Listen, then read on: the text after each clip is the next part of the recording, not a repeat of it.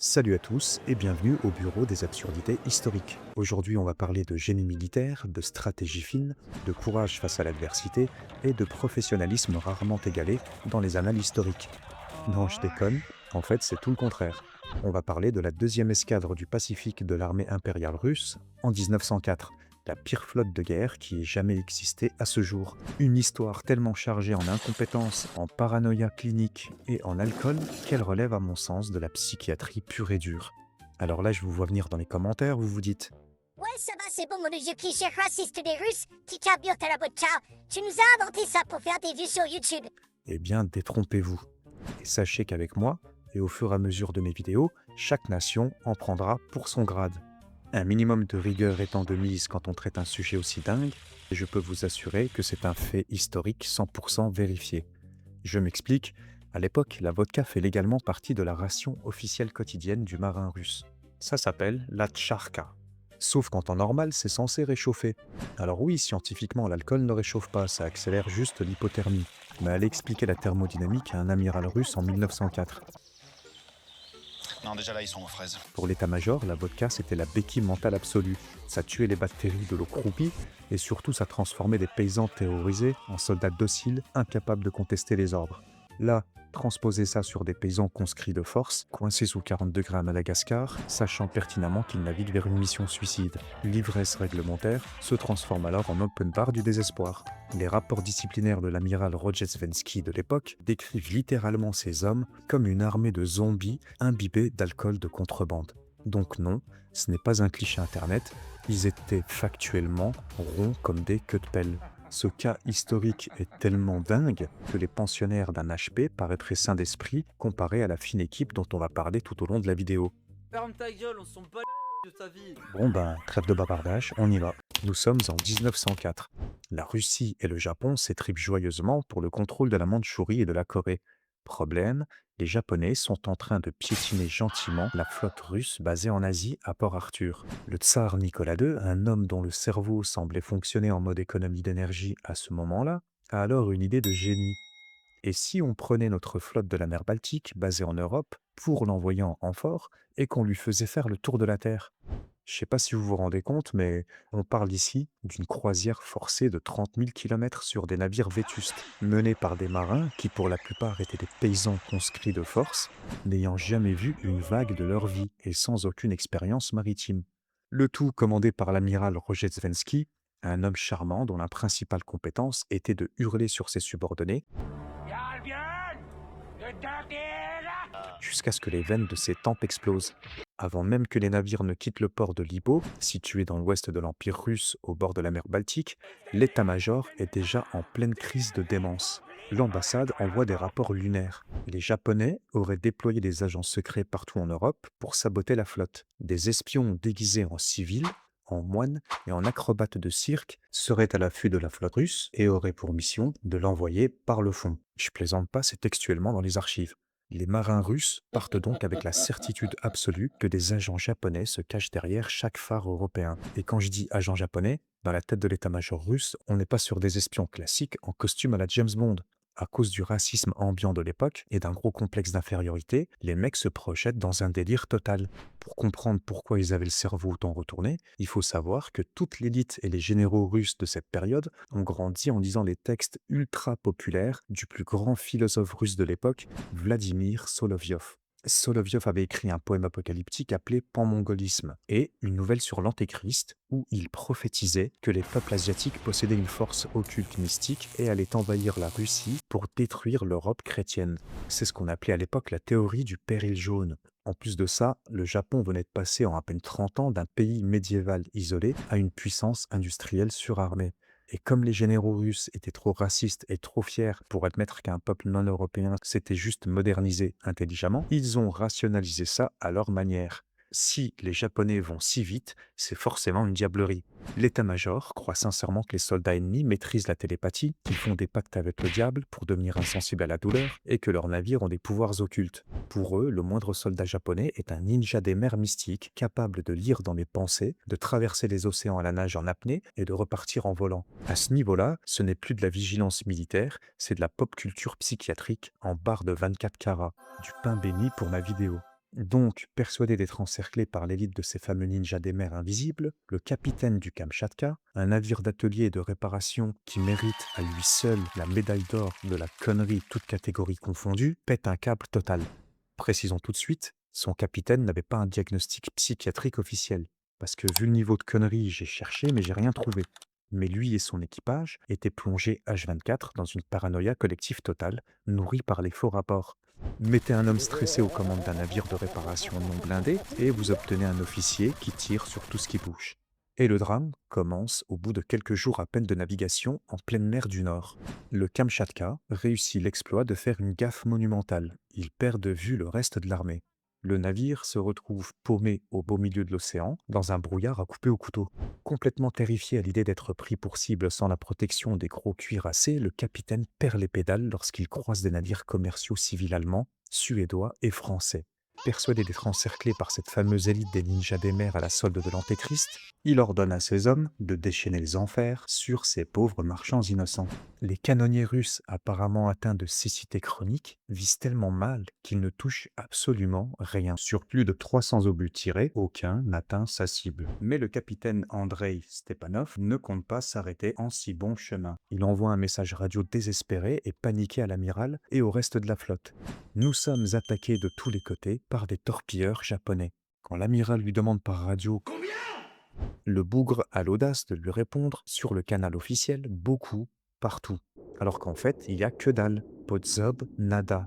Le problème, c'est que ce message radio de pure folie va contaminer tout le reste de la flotte russe.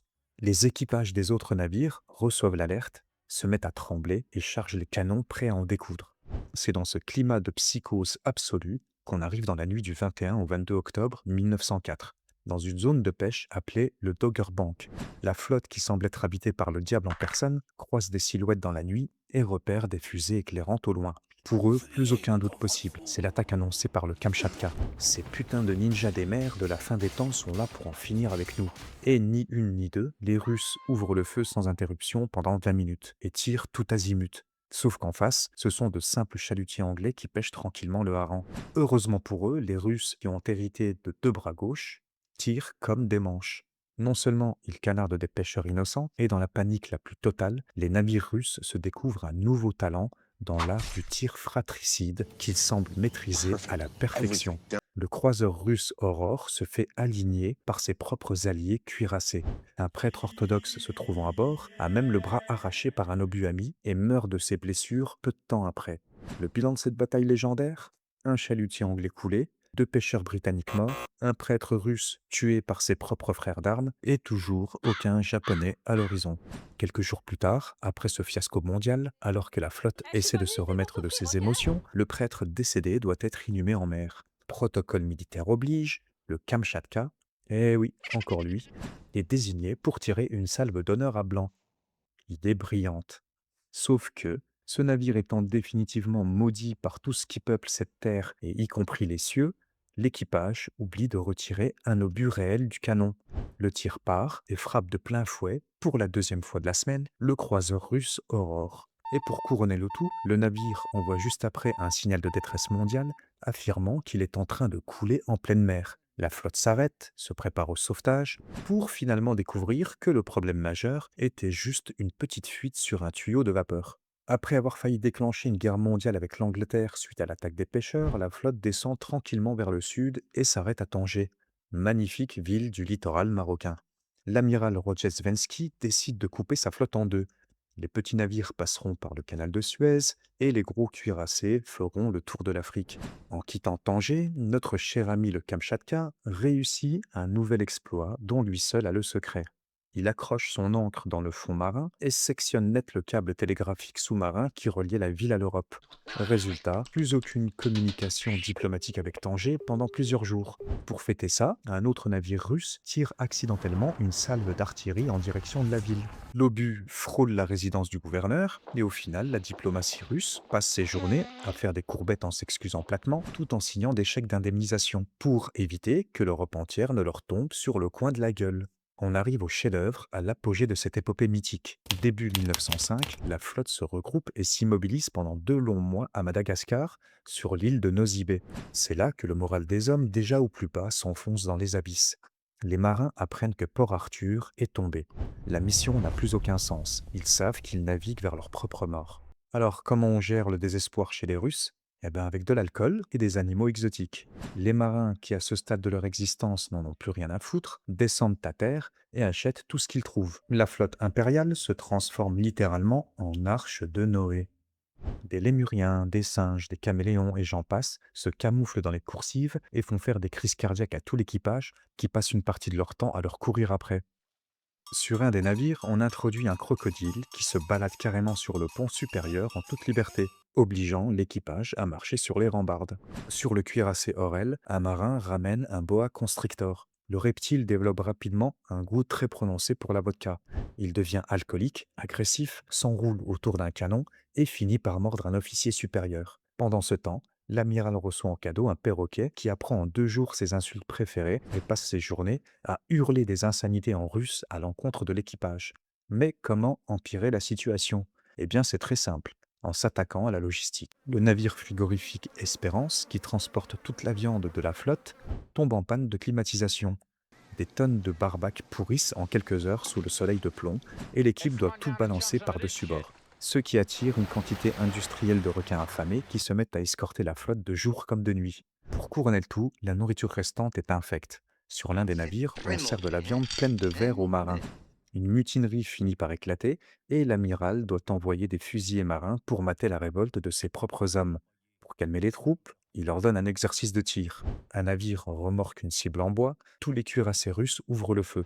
Résultat, aucun obus ne touche l'objectif. Pire, un tir rate tellement sa trajectoire qu'il détruit presque le navire qui tractait la cible. L'exercice est annulé, sûrement la décision la plus sage et la plus rationnelle depuis le début de cette aventure, et on remballe. Mais le vrai calvaire de ce voyage, c'est le charbon.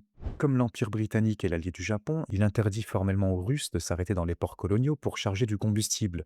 La flotte russe doit donc se ravitailler en pleine mer, dans des eaux internationales agitées sous la canicule. C'est un travail harassant, et pour tenir jusqu'à la prochaine étape, l'amiral ordonne de surcharger les navires. Les navires sont tellement lourds qu'ils s'enfoncent sous l'eau bien au-delà de leur ligne de flottaison de sécurité. Avec la chaleur de l'océan Indien, la poussière de charbon s'infiltre dans les systèmes de ventilation, dans la nourriture et dans les poumons. L'air devient toxique, l'eau potable devient noire, des dizaines de marins meurent d'insolation, de maladies pulmonaires, avant même d'avoir vu la moindre silhouette de navire japonais. Après 7 mois de ce pèlerinage de la honte et de la souffrance, la flotte arrive enfin en mai 1905 dans le détroit de Tsushima, juste à côté du Japon. Et là, surprise, les Japonais sont là. Et contrairement aux pêcheurs de harengs de la mer du Nord, eux ont une vraie armée moderne, ultra entraînée, disciplinée et commandée par l'amiral Togo, un génie tactique. La bataille commence le 27 mai. Les navires russes, manœuvrés par des équipages épuisés et traumatisés par des mois de lémuriens et de serpents défoncés à la vodka, se font littéralement atomiser sur place. En seulement quelques heures, la marine japonaise coule, détruit ou capture la quasi-totalité de la flotte russe. L'amiral Rozhetsvensky, blessé à la tête, est capturé et la Russie signe sa capitulation peu après. Fin du voyage, fin des péripéties de notre armada de pacotille. Voilà les amis, j'espère que cette plongée dans les foirades historiques vous a plu. Merci d'avoir regardé et je vous dis à la semaine prochaine pour une nouvelle absurdité historique.